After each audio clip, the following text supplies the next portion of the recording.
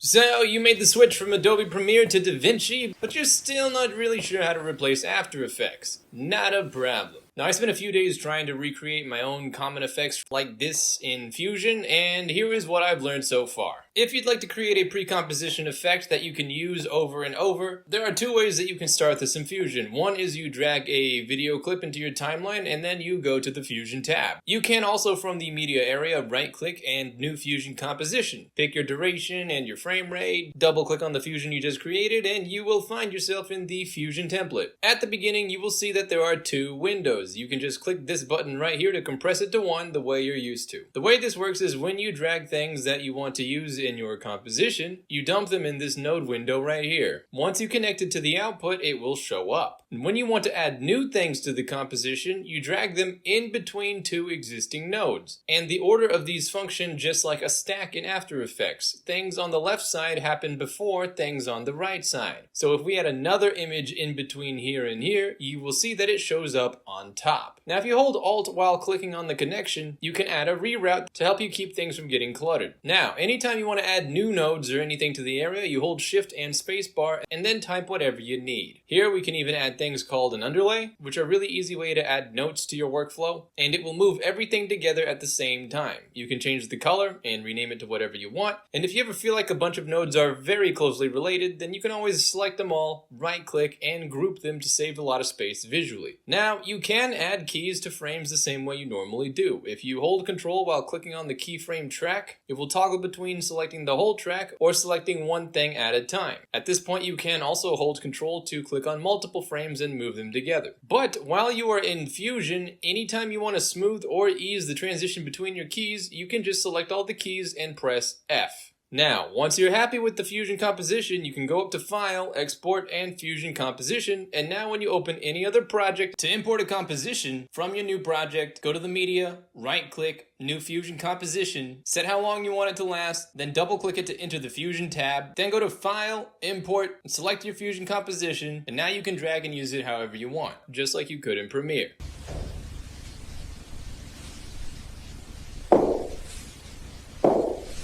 However, if you are coming from After Effects, you will immediately notice that unlike what we had in Premiere, where we can stretch and compress the compositions to fill the exact space that we need, we cannot do that with Davinci Fusion compositions. We cannot even use Ctrl-R to stretch or compress it. This is probably the most disappointing thing I've experienced in Davinci so far. I hope they fix this in newer versions, but for now I will show you how I got around this catastrophe. Now often you will find your composition is either too fast or too slow. It kind of depends on the frame rate of the project, and one way we can fix this is before you export your Fusion composition in the Fusion editor and select all the nodes. Go to the spline view, then select everything in the spline. Then select all the keys, then hit the left and right arrow options next to all the curves at the bottom, and then you can stretch and compress it until you're happy. You should be warned though that Fusion will f up all your keyframes so that they no longer snap to perfect round numbers on the timeline. Normally when you key stuff, it will be keyed to things like frame 1, 2, and 3. But when you stretch things like this, for some reason, your keys are going to be on awkward frames like 1.7 and 3.6. Now, I have not found any solution to fix this, unfortunately. So if you know how to keep these frames organized into whole numbers for this process, please let me know in the comments below. I would love to learn. Regardless, once you've stretched everything, you can now export it, and you can re-import the file, and the changes should show up. Another way you could do this is kind of a little cheat, but if you shift spacebar and add a TimeSpeed node, you'll be able to speed up or slow down the entire things like this. Once you're happy, you can export it as usual. And last, the most precise way that I've found to stretch a Fusion composition is to shift spacebar, grab a Saver SV node, connect it to the output, pick a file location, name the composition, and up at the top, under the Fusion tab, hit Render All Savers. Then you can go to your project, import the media, and just make sure you select every single frame. And now it's just a normal video clip that you can stretch and compress like usual with Ctrl-R.